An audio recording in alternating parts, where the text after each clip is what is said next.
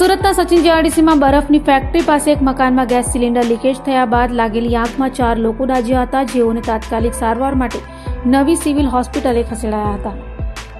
સુરતના ઔદ્યોગિક વિસ્તાર સચિન જીઆઈડીસી નજીક આવેલી ગુરુકૃપા સોસાયટીમાં સવારે એક ગંભીર દુર્ઘટના સર્જાઈ છે. બરફની ફેક્ટરી પાસેના રહેણાંક વિસ્તારમાં એક મકાનમાં ગેસ સિલિન્ડર લીકેજ બાદ અચાનક ફ્લેશ ફાયરની ઘટના બની હતી. આ ઘટનામાં 2 યુવતીઓ, એક મહિલા અને એક પુરુષ સહિત કુલ 4 લોકો ગંભીર રીતે દાઝી જતા ઇજાગ્રસ્ત થયા છે. દાઝી ગયેલા લોકોની વિગત રિંકી હરિભાઈ પોલાઈ, ભાગ્યશ્રી હરિભાઈ પોલાઈ, સાલુબેન રામકુમાર મોહન અને હરિઓમ સુરેન્દ્ર યાદવ દાઝ્યા હતા. દાઝી ગયેલા 4 લોકોમાંથી એક વ્યક્તિની હાલત અત્યંત ગંભીર જણાવાઈ રહી છે. તમામ ઇજાગ્રસ્તોને સિવિલ હોસ્પિટલમાં સઘન સારવાર અપાઈ હતી.